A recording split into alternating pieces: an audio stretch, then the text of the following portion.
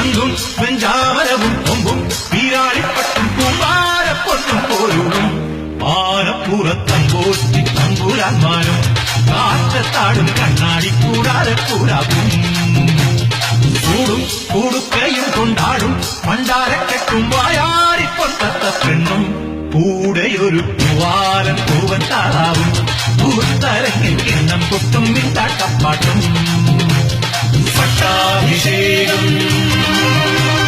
പട്ടാഭിഷേകം പട്ടാഭിഷേകം പട്ടാഭിഷേകം. നമസ്കാരം ചേട്ടാ. നമസ്കാരം. നമസ്കാരം നമസ്കാരം. സുഖാണല്ലോ. അപ്പോഴേ ലേശം ധൃതിയുണ്ടേ. വൈകിട്ടത്തെ ഫ്ലൈറ്റില് ചെന്നൈ ചെല്ലേണ്ടതാ. അപ്പം ഞാൻ പറഞ്ഞ പ്രകാരമുള്ള ലിസ്റ്റിലുള്ള സാധനങ്ങളെല്ലാം റെഡിയാണല്ലോ? എല്ലാം റെഡിയാ. എയർപോർട്ടിൽ കൊണ്ടുവിടാനുള്ള വണ്ടി വരെ റെഡിയാ. അപ്പം സമയം കളയണ്ട, നമുക്ക് തുടങ്ങിയേക്കാം.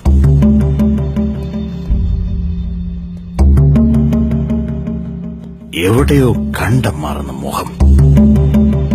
എത്ര ശ്രമിച്ചിട്ട് കിട്ടണില്ല. കഷ്ടായി. ആശാൻ എന്നെ മറന്നു. നമ്മള് രണ്ടുപേരും കൂടെ ഇടുക്കിയിൽ ഒരു 16 അടിയന്തരത്തിന് ഒരുമിച്ച്. അമ്പട കേമ ജോയ് കുട്ട. ഇവരിവിടെ ഉണ്ടായിട്ടാണോ എന്നെ അവിടുത്തെ തലക്കറി വെക്കാൻ ഇങ്ങോട്ട് വിളിച്ചു വരുത്തിയത്? ആളെ വേണ്ടത്ര പരിചയമില്ലെന്ന് തോന്നുന്നു.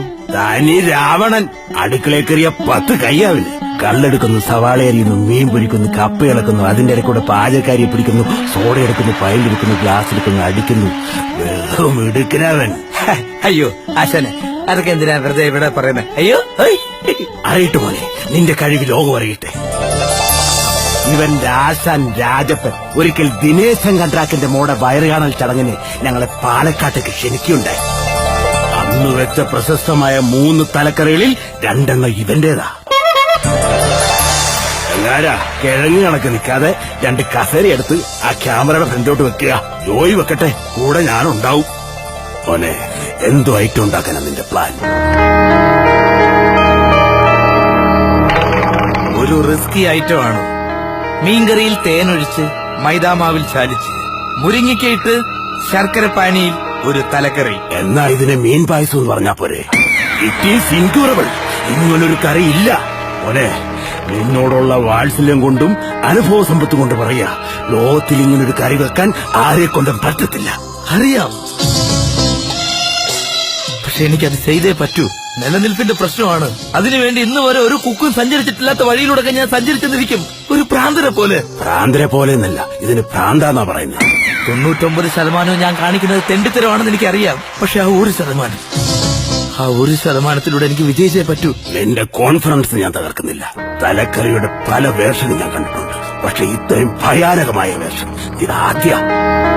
ഞാനിത് ചെയ്യുമ്പോ ആശാൻ എന്റെ കൂടെ ഉണ്ടാവണം. ആശാന്റെ പ്രാർത്ഥനയും ഉണ്ടാകും മോനെ. ഞാൻ നിന്റെ കൂടെ ഉണ്ടാവും. പക്ഷെ ഈ കറി കഴിക്കാൻ മാത്രം നീ എന്നെ നിർബന്ധിക്കരുത്. ഇല്ല.